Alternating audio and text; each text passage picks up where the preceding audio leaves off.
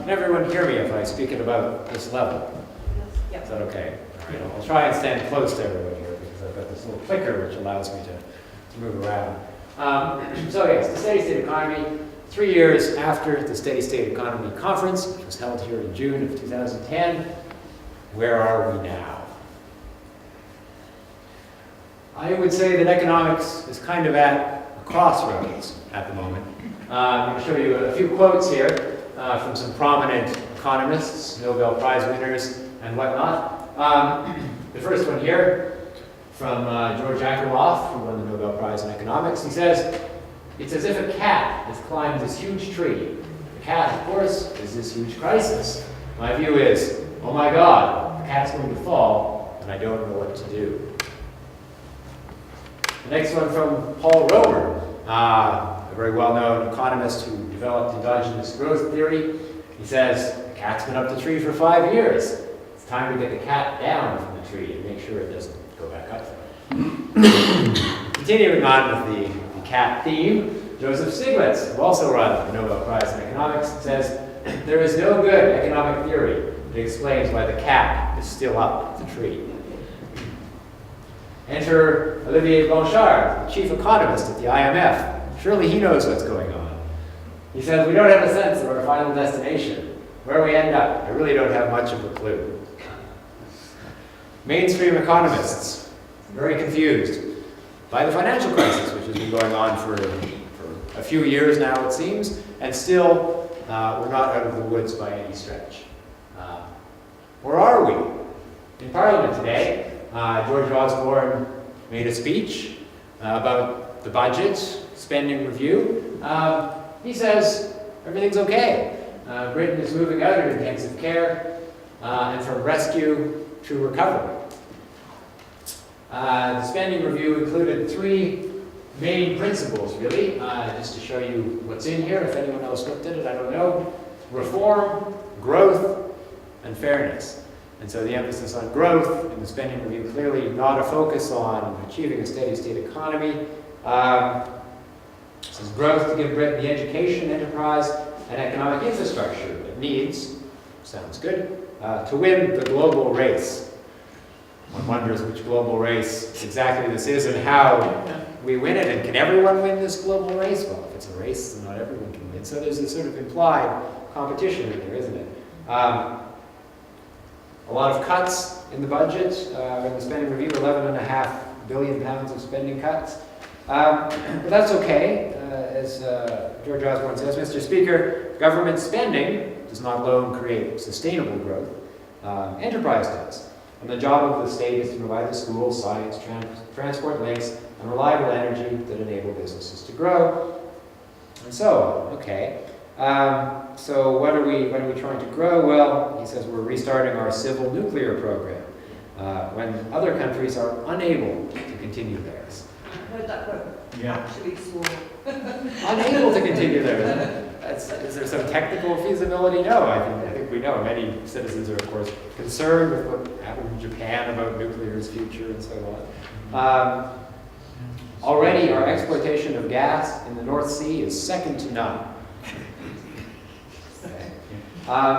Now we make the tax and planning changes which will put Britain at the forefront of exploiting shale gas. And at the same time, the Department for Energy and Climate Change will do this while reducing its budget by 8%. The Department for Environment and Rural Affairs will see a 10% reduction. But we will set out a major commitment to new flood defenses for the rest of this decade. So really some acknowledgement of the perils of climate change. Yeah. It's very strange when you put it all together, isn't it? So emphasis on fossil fuels, and let's protect ourselves from the inevitable floods that will happen. And this all fits together very well, actually, because we're increasing the defense budget, which might be a good thing in this world of increased scarcity and everyone trying to get a hold of what little oil or whatever other resources is left, and increasing the intelligence services budget as well. So, austerity continues, right? So the total number of people working for the government will fall by 144,000 people by 2015 to 2016. This is an estimate from the Office for Budget Responsibility. And government spending will continue to fall It was a commitment from Osborne through to 2017, 2018. So it's continued austerity, basically, continued government cuts, certainly being justified as being necessary by the current economic crisis. But whether that's just a smokescreen for particular policies or not, well, we can think about that, I suppose. Where are we today, 3 years later? Well, we're still beyond the ecological limits that we face. These are charts that I put up, I think, during the Steady State Economy Conference. This is nothing new to many of you, I'm sure. The global ecological footprint is now 50% higher than the sustainable level, according to the Global Footprint Network. We are exceeding 3 planetary boundaries, as estimated in this very detailed study. The 3 boundaries up here are the nitrogen cycle, climate change, and biodiversity loss. Of course, we also have social issues. These 2 sort of key arguments why a number of people have been arguing for a different economic model, the environmental argument, and of course the social argument that growth, the benefits of growth, we're not realizing them in wealthy nations. People are not becoming any happier, and what economic growth there is tends to be going to the people at the top of the pyramid. And so a number of people around the world have been making a case for degrowth in some cases. If we really are beyond the ecological limits, then we better get back within those ecological limits and establish something like a steady state economy. So this is really a model for wealthy nations and for the planet as a whole. And so, what is this idea of a steady state economy? Well, at its simplest, it's an economy with resource use and energy use which are stabilized within ecological limits, and where we put the goal of achieving a high level of human well-being above things like achieving GDP growth, let's say. So a very simple idea, stable level of resource use within ecological limits and a focus on social outcomes. So a bit of history here. I know a number of people in this room were here for the Steady State Economy Conference slightly over 3 years ago, which we held.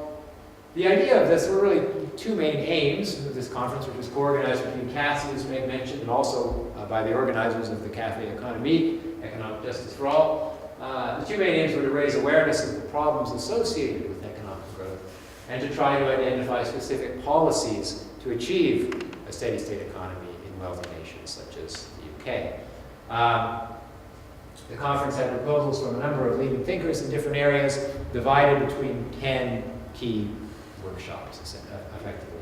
And each of those working groups was tasked with evaluating the policy proposals in front of them, looking at obstacles to implementing them, looking at how to make them better.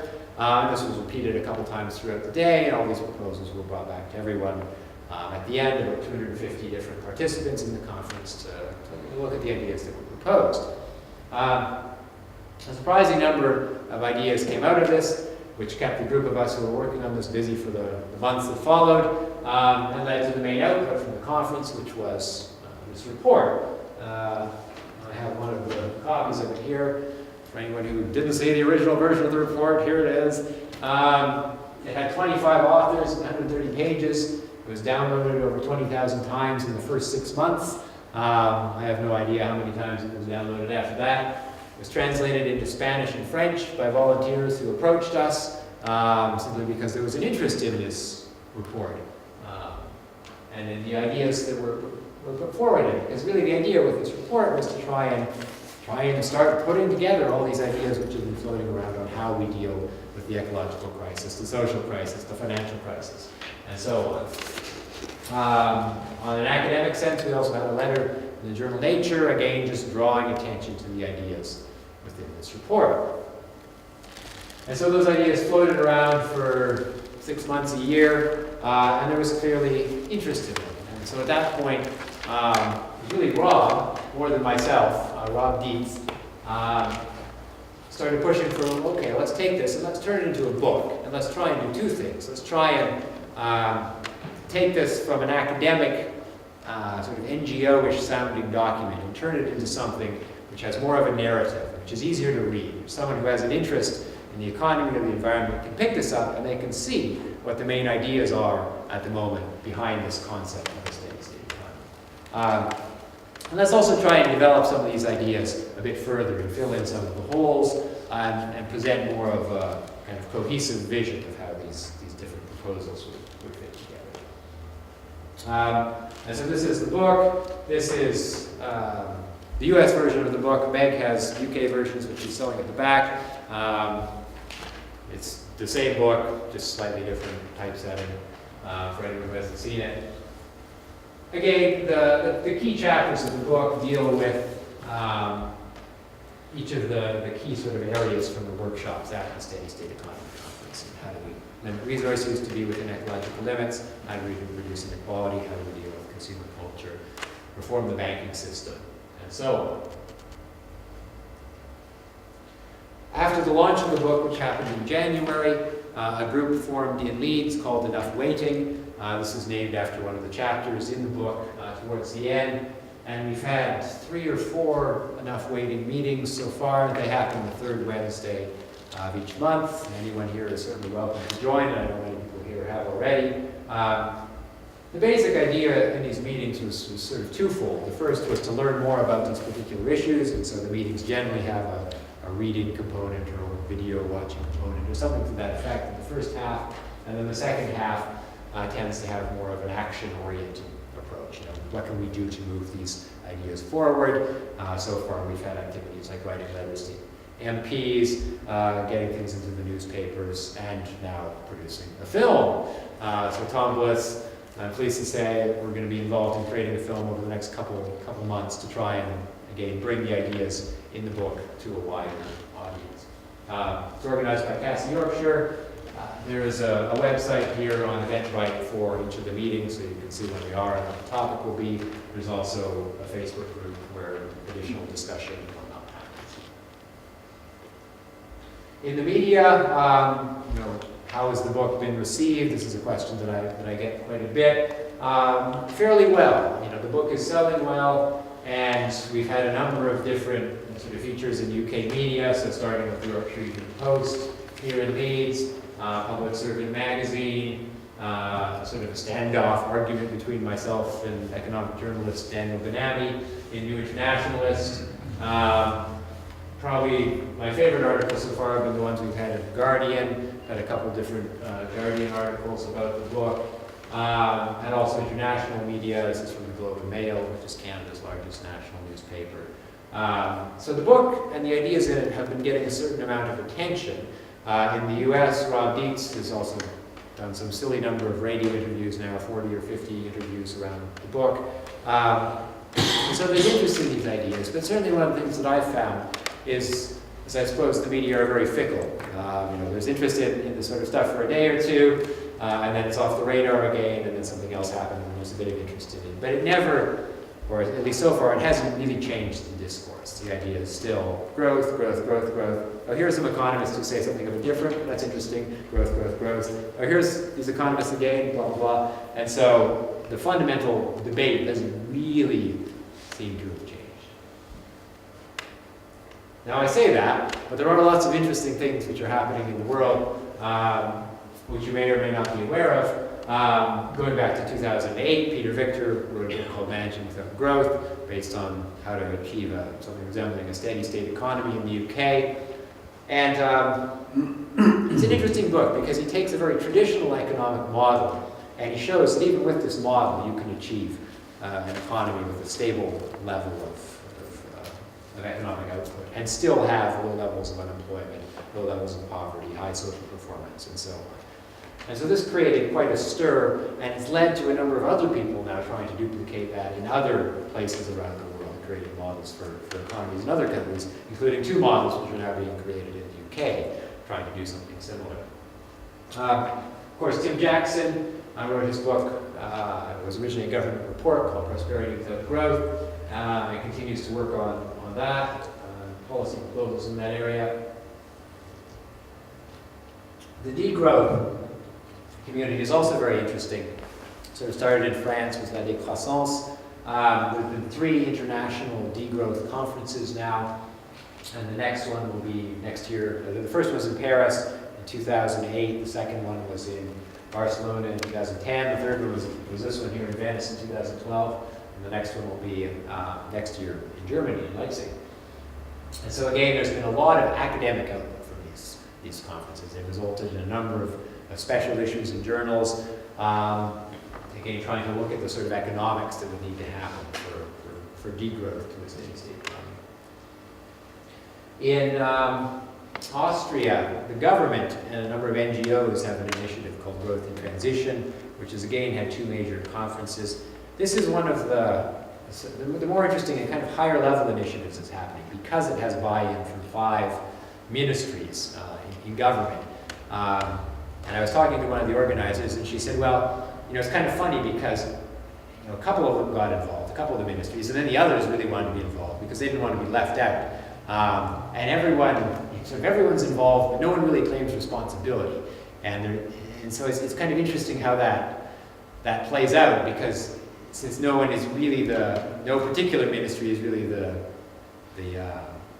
leader, let's say, of this particular initiative, they can all sort of be bought into the level that they want to and continues this initiative going. So again, it's very interesting just because it has such high level of government support, and there seems to be a general acknowledgement that the growth can't continue, and so what do we do about it? What kind of policies, what kind of changes do we need in order to manage that sort of climate of growth?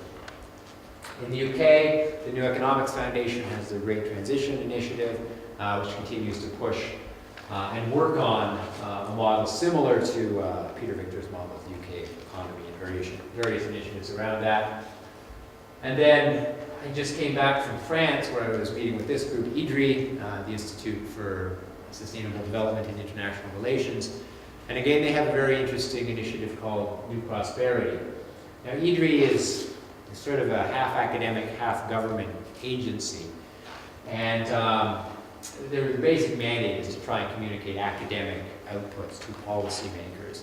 And so they're organizing in July an international conference, which is being sponsored by the French president and has, again, very high sort of government involvement, similar to what's happening in Austria, under a similar kind of idea, this notion that growth can't continue, and so what do we do about it? And so again, people from the OECD, from the World Bank, politicians, NGO members, including myself and other academics will be speaking at this event in a number of different panels. So my point here being that there are a number of these kinds of initiatives which are happening around the world. And although no government has yet said, okay, we're going to make the steady-state economy our goal, there seems to be an increasing level of recognition, certainly among policymakers, that we need to start looking at these sort of policies for a growth-constrained world. So one of the things I want to tell you about a little bit is something which is a bit different from what I talk about in the book. In the book, we talk about the policy changes that are needed to achieve a steady-state economy. This is a different, sort of more recent part of my research, trying to look at how close different economies are at the moment to this idea of a steady-state economy, and what effect does approaching a steady-state economy have on a country's social performance. My basic idea being, well, there probably aren't any what we call real steady-state economies out there at the moment, but undoubtedly there are some countries which are closer to this goal than others. And what can we learn about the idea of achieving a steady-state economy by looking at those countries which are closer? What can we learn about the relationships between resource use and quality of life for human well-being? So, given that we've had no growth in the UK economy in the last few years due to austerity, have we achieved steady state? Well, it's a question you'll have to wait and see what the answer is. And again, part of it depends on how we define growth. And so remember, growth in a steady-state economy is defined in terms of what matters for the planet, effectively. Resource use, energy use. We don't really care about GDP.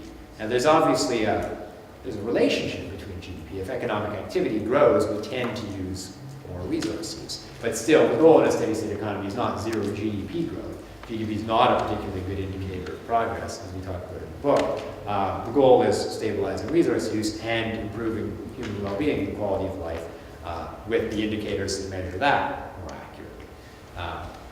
So, in order to do this, I created what I call the steady-state economy accounts, or the new economy accounts, which is kind of a replacement for the system of national accounts we have at the moment, a different way of analyzing economies.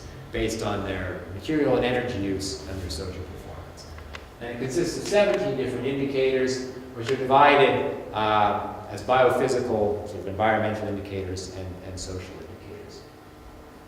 And they're organized along this continuum from means to ends. So what do I mean by that? Well, we'll get to that in a second. I will just say that the biophysical accounts are based around Herman Daly's idea of a steady-state economy, which is this notion of an economy with stable stocks and flows, basically stable levels of material and energy use, and stable population, stable amount of built capital in the system, the roads, the infrastructure, the buildings that we have.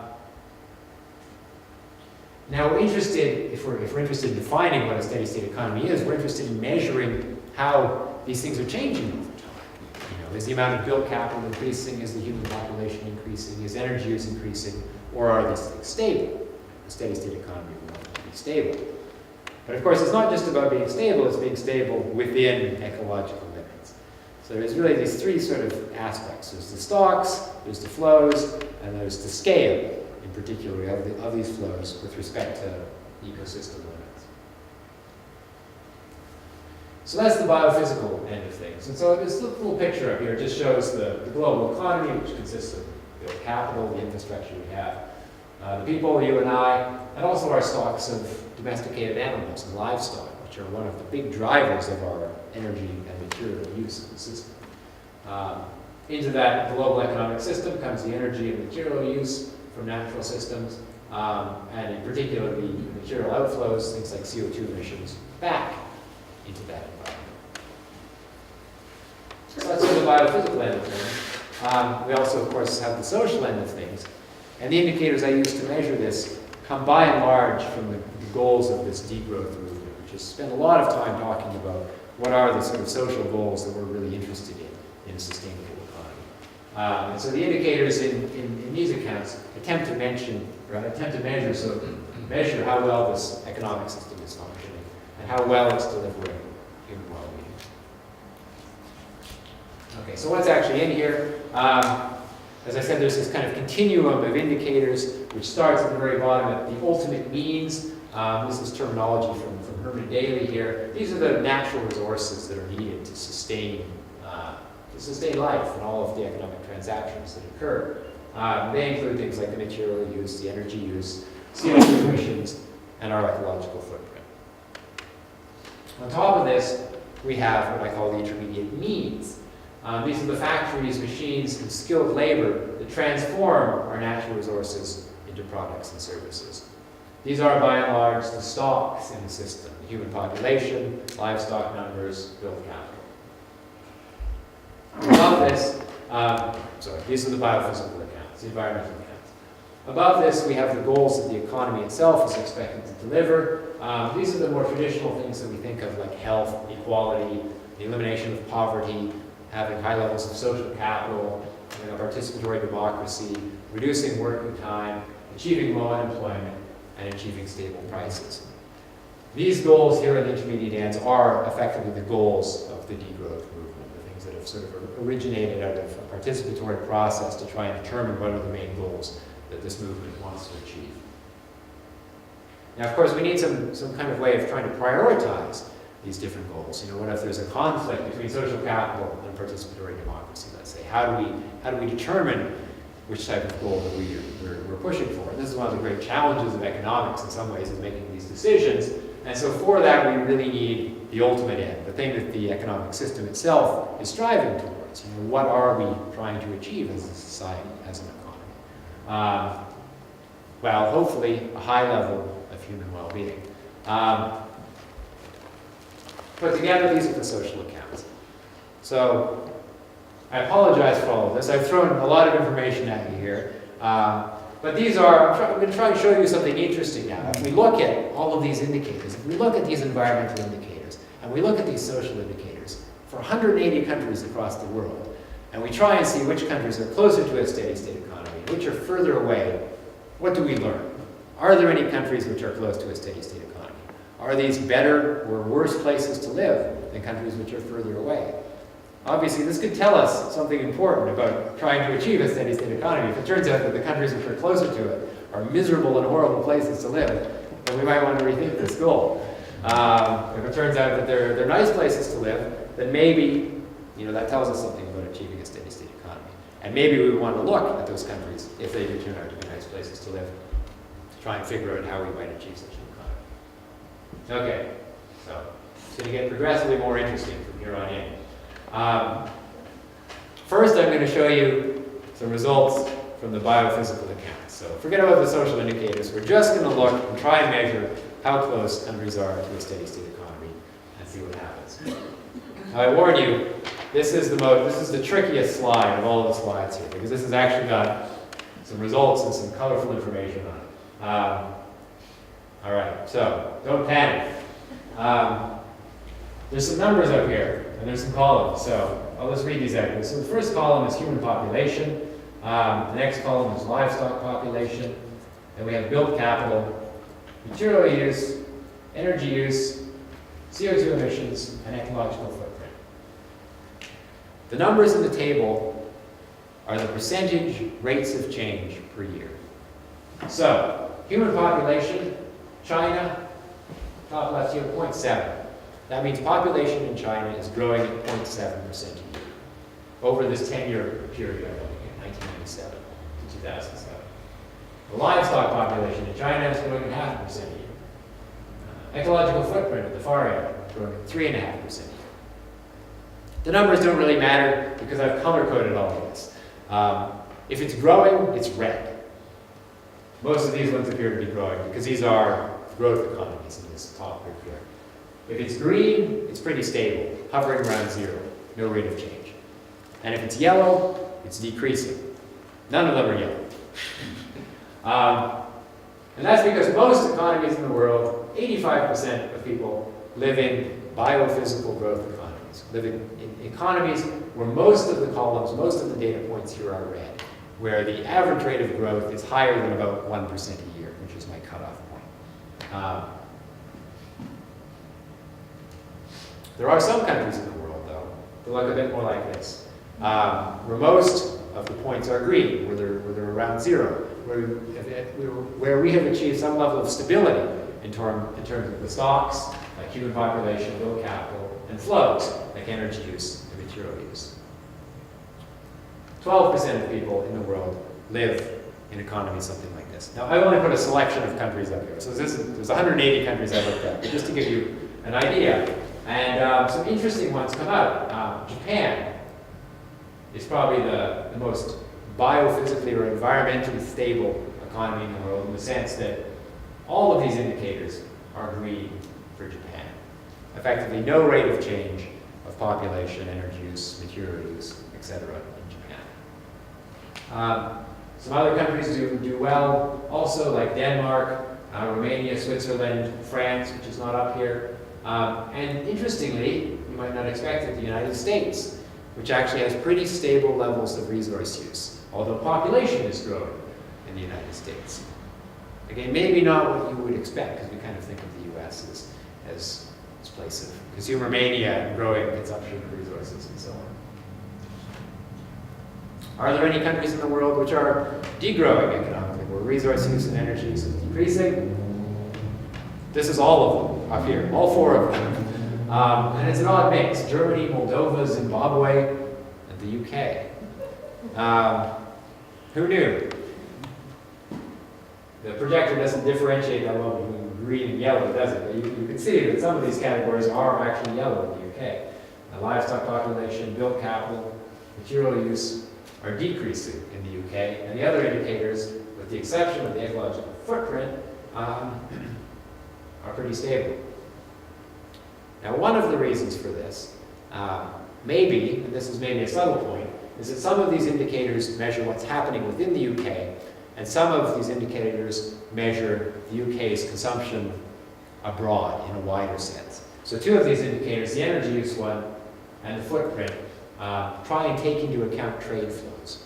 So if a good is produced in China, that the material consumption associated with that is counted for the UK. And the footprint does that, and that may be one of the reasons why the footprint is shown as growing here, that we're simply outsourcing some of our environmental pollution to other countries. And so maybe a bit of a caution on the UK in particular in interpreting these results. But the point being, there are some countries, a relatively small number, which are achieving something resembling biophysical stability. Now, I mentioned to you that stability is only part of the ballgame. We also need to stabilize resource use within ecological limits. And this is kind of the catch. Because if we look at the level of resource use with respect to ecological limits, which I'm going to put up here with an additional column, which is all the more confusing because I've overloaded my coloring scheme. This additional column here shows the scale of resource use with respect to ecological limits as measured by an indicator called the ecological footprint. And if we just look now at the stable ones, this group here, we see the level of resource use in general is too high in these countries. Red symbolizes too high, green symbolizes at a sustainable level, and yellow symbolizes below that sustainable level. And so with the exception of Cuba here, which seems to kind of stabilize resource use around the sustainable level, the other ones are too high. In Denmark, it's 4.6 times the sustainable level. In the US, it's about 4.5 times the sustainable level. Japan does a bit better, only about 2.7 times the sustainable level. And so again, this is why people in the degrowth community are saying we need degrowth in terms of our material and energy use before we can establish a steady state economy. Confusing? Somewhat clear? Any questions right now on this before I jump into the social indicators? Dan, Yeah. is one of the issues, the thing that you pointed out, that a lot of the growth is happening in developing countries, say the tiger economies in Asia, so they're actually experiencing the growth, and so we're not. We're just consuming the goods, as it were, that they've grown. Is that right? It's partially captured by these indicators. So the energy use indicator and the ecological footprint indicator, they actually do capture that. They measure things from a consumption perspective. And so if the resource use associated with our consumption of chairs or whatever is occurring in another country, then it's actually captured in that indicator. But some of the other ones, like the material use indicator here and the CO2 emissions indicator, those are purely territorial. So it's a bit of a mix. And inevitably, I kind of like to have all of these from a consumption perspective. But there are difficulties with actually computing those data, as I'm sure you can imagine. And the data are improving over time, so we're able to get a better picture. Yeah. Interesting about the UK, it looks like a good picture, but it isn't one that the current government, or indeed even the opposition or free parties, would particularly value. That it may be good for us, but it's not how they're aspiring, is it? Yeah. And again, and I guess that's possibly why degrowth or steady state at this point in time may not be developed simply because there's not the will. There's a value system, in other words, in play. Yeah, and again, because the main measure that we focus on is GDP, and that's what we attempt to grow. And we have a target of an informal target of 3% GDP growth a year, and we don't really care that much about these other indicators, or necessarily about the social indicators that I'm about to show you. And so clearly, is one of the arguments for trying to change the measures of progress and to highlight results like this and say, well, actually, from this set of indicators, the UK is actually doing fairly well. We're stabilizing resource use. We need to lower our level of resource use. But from a different set of indicators, you may get a different interpretation of what's happening. Yeah. In the scale of resource use column, how have you calculated sustainable level? Yeah, so I did this in two different ways. So the one that's up there is done with the ecological footprint, which is a measure which tries to take into account the land area associated with our consumption of goods and services. So in some ways, if we take timber products, then there's a certain land area of forest which is needed for that timber. Agriculture, the same sort of thing. Fossil fuel emissions are also accounted for in this indicator by the area of land necessary to absorb the CO2 emissions produced by it. And so it's this sort of hybrid sustainability indicator. And then another approach I've used is doing something called carbon budgeting. And so for each country in the world, I've created a carbon budget which would be the budget for that country to remain within the 2 degrees warming target.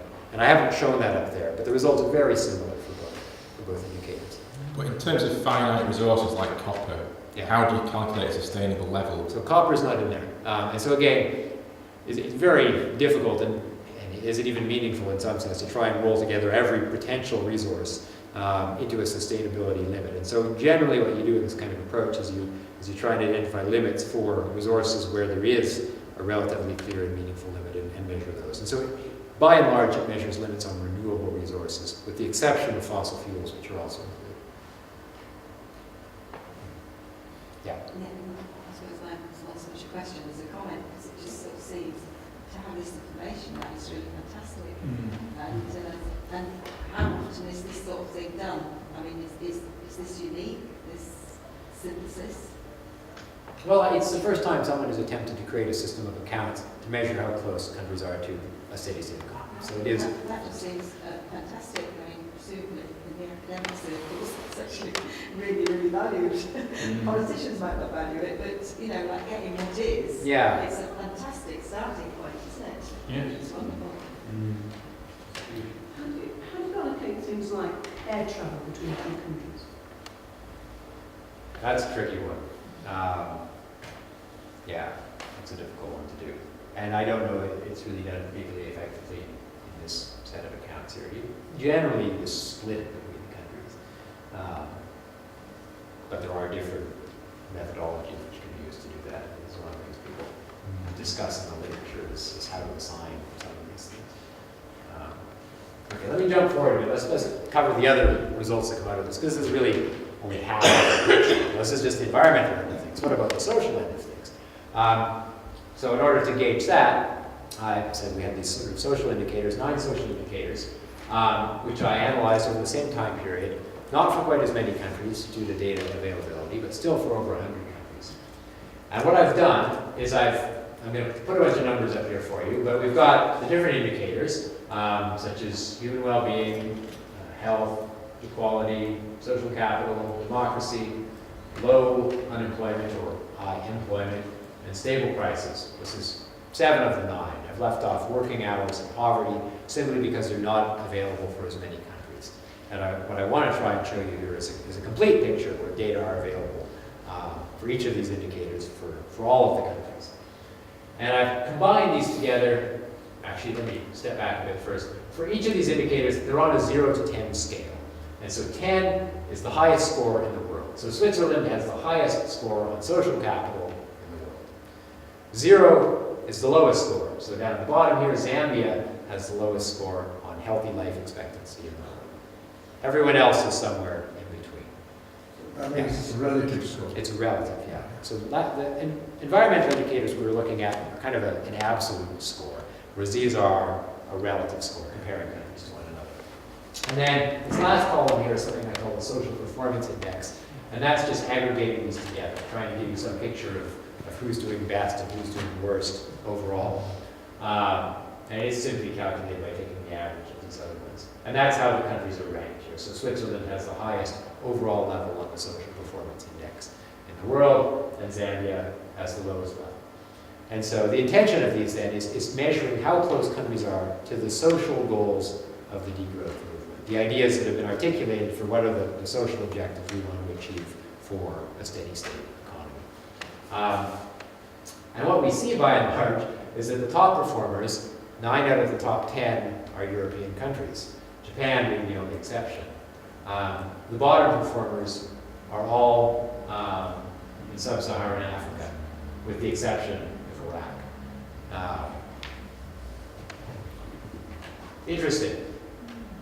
The UK and the US don't do too badly, still in the top 25%, but clearly don't do as well as some other countries. Now on their own, there's been a lot of attempts to measure quality of life and different social performances. So this doesn't really tell us anything we don't already know. It's only when we start to combine this information now with what I showed you before about how close countries are to a steady state economy. That's when we start to get the really sort of interesting results fall out. So what happens then? What's the relationship between resource use, whether it's growing or degrowing or remaining stable, whether it's within ecological limits or above or below ecological limits. What's the relationship between those environmental quantities and social performance? That's what I'm going to show you now. I think that's really the most interesting part of this presentation. So, a couple charts here. So, on the x-axis here at the bottom, we've got this measure of scale, of the size of the economy, of the ecological footprint relative to the sustainable level. And so this was that last column I was showing you in the red, green, yellow picture. And then on the y-axis here, I've got one of the social indicators, in this case well-being on the left, and on the right-hand side health.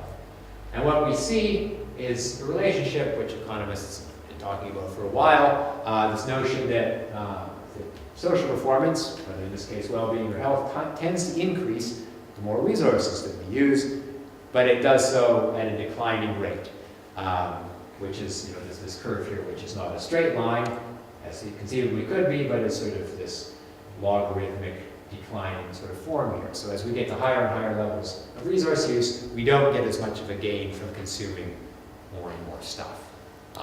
And I've just shown you this for two of the indicators for human well-being, which is sort of a subjective indicator, and you ask people how well they're doing, and you try and measure that. And I've also shown it for health, which is a more objective indicator, how well people are living healthy lives. But this relationship holds across almost all of the social indicators, across democracy, across social capital, across inequality, and so on. You get this general form of this kind of relationship.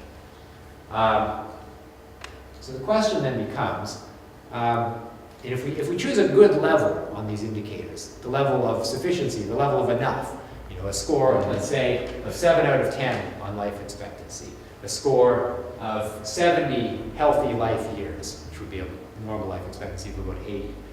What level of resource use is needed to support that? And that's what these red lines are here. So for each of these social indicators, I've chosen somewhat subjectively the level that I would associate with a good life. So it's relatively subjective here. And then I've then tried to see, well, what's the level of resource use in general, which is associated with that. And it's a pessimistic picture, because the level of resource use that we get in general for all of these social indicators, remarkably, is between about 3 and 4 times the level which could be extended to all people on the planet. So the level which could be extended to all people on the planet is one planet. So, we know that we are living at a level of resource use which is too high, but if we were to try and extend that level of resource use to all people on the planet, we would either need 3 to 4 times less people, we would need 3 to 4 times more planets, or we would need to become 3 to 4 more times as efficient at turning the resources into human well-being. Now, there's quite a bit of scatter around these lines. Some countries do much better, and other countries do much worse. This country up here, I've forgotten which country that is. That might be Costa Rica. No, I think Costa Rica is actually over here. They did much better. They managed to achieve a level of well-being close to 8 out of 10 at a level pretty close to the sustainable level. And in general, for each of these social indicators, for each of these 7, in this case, social indicators, there is one country, at least in the world, that manages to achieve a high level of well-being or high level of social performance at the level which is environmentally sustainable or could be extended to all people on the planet. It's never the same country for each indicator, but it at least shows that it's possible. It's not a complete dream state to think that we could, achieve a high level of social capital, of democracy, of life expectancy, of health, of well-being, etc. Because clearly there's at least one country in the world which is doing it at the moment. So, in other words, if we were to be able to achieve what the best performer is achieving at the moment, then we could do this for each of these indicators, which is a good news story to some extent. But we have to become much better at it than we're doing on average at the moment. 3 to 4 times better, which is still a big ask. Now, and this is where it gets really interesting, some of the scatter around these lines is also explained by growth, or the lack of growth, or stability in terms of resource use. So far I've just shown you the scale of resource use with respect to limits, and social performance. Let's not forget about this idea of stabilizing resource use as well, right? Are countries with a stable level of resource use, are they better or worse places to live than countries with a growing or degrowing level of resource use? And the results are, I was very surprised when I saw this. So let me explain what's going on here. So these little letters here on the bottom are the different groups of countries. So D is the degrowing countries, those ones that were at the bottom of the colorful chart. S is the countries, the relatively stable countries in the world. There's about 20 of them, the stable levels of resource use. I've split the group of growing countries, growing economies into two separate groups because there's so many of them. There's 130 of them or something like that. So I've split them into countries with relatively low levels of growth, measured again in environmental terms, right? With our 7 environmental indicators, and those with high levels of growth. And what emerges for all of these indicators in general, if we just compare the S's and the G's here, is that the countries with stable levels of resource use are in general always better places to live than countries with growing levels of resource use, even after we control for the scale of resource use, whether they're effectively biophysically high consumers or biophysically low consumers. The growth rates matter, in other words. So countries with stable levels of resource use have higher well-being, they have higher levels of health, they have stronger democracies, they have lower inequality. So this chart is the opposite way around, but that's what we want, low inequality, and they have less poverty. Where it gets even weirder is if we start comparing the D's and the L's, so we compare those countries which are achieving some level of degrowth, which in general is very moderate degrowth, and those countries which are achieving low levels of growth, they're statistically indistinguishable. In other words, the performance is always very similar between countries which are degrowing and countries which have low levels of growth. Dan, can I suggest that when you do the slide next time, that you call it equality and wealth, you flip those two bottom ones. So anybody who's not paying attention can see straight away that it's going the same way. Yeah, that's a good idea, yes. I don't understand this because in the last slide you were saying there's, you said you were quite pessimistic because there's a lot of, you were using 3 planets worth to achieve quite high levels of well-being, whatever it was. But here it looks as though it's the stable economies that are doing better, i.e. I assume down the track, not using so much resource. And then earlier you said that Denmark, which had quite a high score, is actually using 4 times the resources. I'm just a bit confused. So there's 2 factors at work here. So countries with higher levels of resource use tend to be better places to live than countries with lower levels of resource use. And at the same time, countries with stable levels of resource use, in other words, neither growing nor decreasing, also tend to be better places to live than countries with growing or decreasing resource use. So both of these factors are important. And in doing this, I did statistics which show that both of these things hold up with respect to each other. So in other words, the best place to live in the world is effectively an economy with a high level of resource use which is stable and not growing or decreasing. And the worst place to live in the world is an economy with a low level of resource use which is either growing or decreasing. And again, it appears that as we get to higher levels of resource use, that stability becomes the more important factor. Whereas at low levels of resource use, it's the level of resource use that's the more important factor. Now the other thing, and this is again, it just gets stranger and stranger, because I haven't put unemployment up here, but let's put unemployment up. And now these bars are the error bars. This shows how much of a range there is in the variation within each of these groups. And when the error bars overlap, as they do in this case, it means there's no difference between these groups. You can't say anything about the level of unemployment and the growth. So countries where resource use is growing versus countries where it's stable versus countries where it's decreasing has no effect on the level of employment in these countries.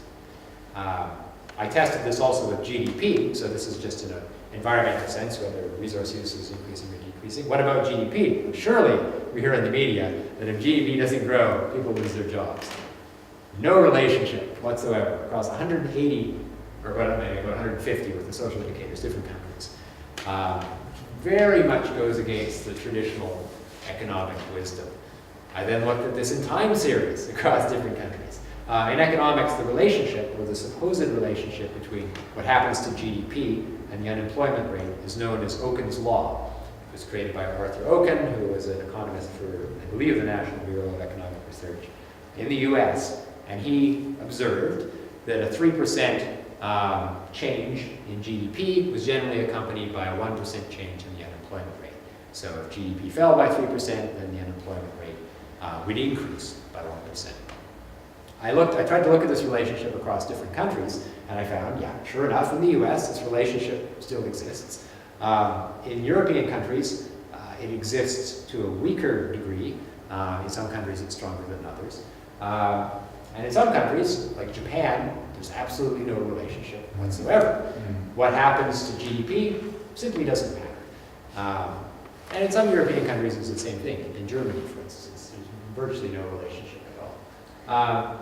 And so, what this shows is that through the right policy responses, the question that comes from how is Germany doing this, how is Japan doing this, through the right responses, certain countries are able to decouple GDP growth from what happens to unemployment. And now, a colleague of mine, Blake Alcott, I think he said this very well, and we quote this in the book. He said, ultimately, society, not the economy, determines how many people are out of work. And so again, it's a very important, it's an important result, and it's something which gets lost in the shuffle and in what we hear in the media, because we're always equating growth and employment. But even if you look at what's happened in the UK, and I was actually going to make another slide, but I ran out of time to do it. What happened in the financial crisis? Well, we had the financial crisis, which began in early 2008. GDP stopped growing. Unemployment shot up from 5% to 8% over the course of about a year and a half. Now, over the last 5 years, since the financial crisis began, GDP has actually fallen overall. It's now 2% lower than it was when the financial crisis began. But the unemployment rate in the UK has held steady at 8% for the last 3.5 years. And so despite the fact that GDP has actually been decreasing in a number of quarters, unemployment got to 8% and it stayed there. And so again, this relationship between GDP and unemployment is more complex than many economists would have you believe. And it certainly is possible for countries to decouple or break this relationship, it seems, in different ways. Germany does it through working time reduction policies. Japan does it through different institutions around business. Japanese employers are very reluctant to lay off their employees. There's kind of a culture of responsibility of a job for life, let's say in Japan, which doesn't exist in some other countries. Dan, I didn't quite understand that graph about unemployment. If it's going down at the end, why doesn't that suggest that unemployment is lower where you've got high growth? Because these little error bars here show the amount of variation within each of these groups. So there's a lot of variation within the growth group, there's a lot of variation in each of these other groups. And where the error bars overlap, that means there's no statistical difference. In other words, the variation within the groups is greater than the variation between them. And so there's only a difference if you get a situation like, let's look at well-being here. If we look at the S and the G, these little bars don't overlap. There's a big gap between them. And so that means that there really is a difference between those two particular groups. Whereas with unemployment, these bars overlap. Statistically speaking, it's meaningless.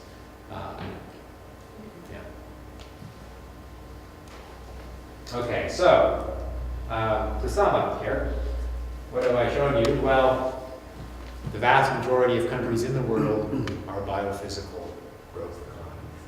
About 85% of people in the world live in countries where the stocks of built capital, human population, resource and energy use are increasing year on year. However, there are a small number of countries in the world which have achieved something resembling biophysical stability. In other words, resource use and the stocks of built capital, people, etc., are relatively stable. These include Japan, Denmark, France, Romania, Switzerland, the US, and some others. But in general, the level of resource use in these countries is too high, certainly too high to be extended to all people on the planet. There are no countries that really achieve what we would call a steady state economy in the sense of having a stable level of resource use within ecological limits. Some countries do come kind of close, Cuba probably being the closest in the sense that it has a level of resource use which we could probably say is sustainable, and it's relatively stable in a number of the categories that I measured, but certainly not perfect. In general, social performance is better in countries with a high level of resource use, but also in countries with a stable level of resource use. Both of these factors appear to be important in predicting the level of social performance, health, well-being, inequality, so on. Can I just, it's one of the countries, Japan, Denmark, France, Germany. Yeah. That, it seems to imply that that's what they were aiming at. No. Is that so? To what extent is it what happened despite what they were aiming at? Yeah. So that's a very important point. None of these countries have made it their goal to achieve a steady state economy. This is something which has probably happened to them despite their best efforts to be growing, their GDP and probably with that their level of resource use.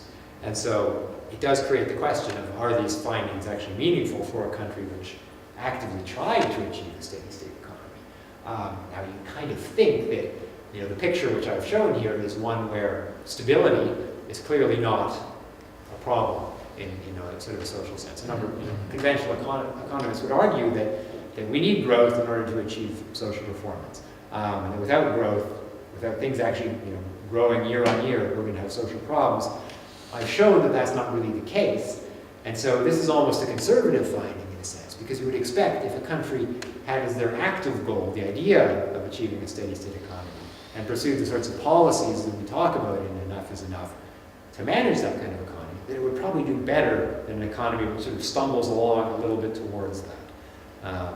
But that is an assumption. And so it kind of leads into this quote I have here from Adam Smith. So this is from The Wealth of Nations in 1776. And Smith says, "It deserves to be remarked, perhaps, that it is in the progressive state, while the society is advancing to the further acquisition, rather than when it has acquired its full complement of riches, that the condition of the laboring poor, of the great body of the people, seems to be the happiest and the most comfortable." So he's arguing for growth here, right? He says it's hard in the stationary, i.e. the steady state, and miserable in the declining state. The progressive state is in reality the cheerful and the hearty state to all the different orders of society. The stationary is dull, the declining melancholy. So this is the opposite of what I found, right? I found that the level of resource use is much more important than whether we're in the progressive or the growth state. And in fact, that even after we control for that, the stationary state is better than what he calls the progressive state. And so it's very, very much the kind of the opposite of what Smith was claiming. And then, very interestingly, I find that there's no relationship between the level of growth and the unemployment rate.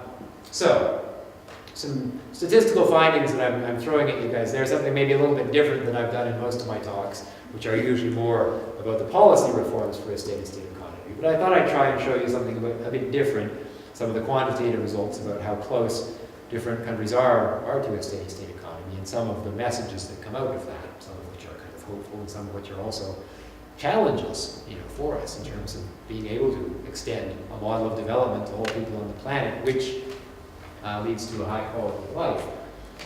But at the end of the day, we still need to make this transition. We are still faced with these planetary boundaries, with these ecological limits, and we in the wealthy nations, if anyone, are the ones who need to begin this transition towards an economy where our goal is better lives, an economy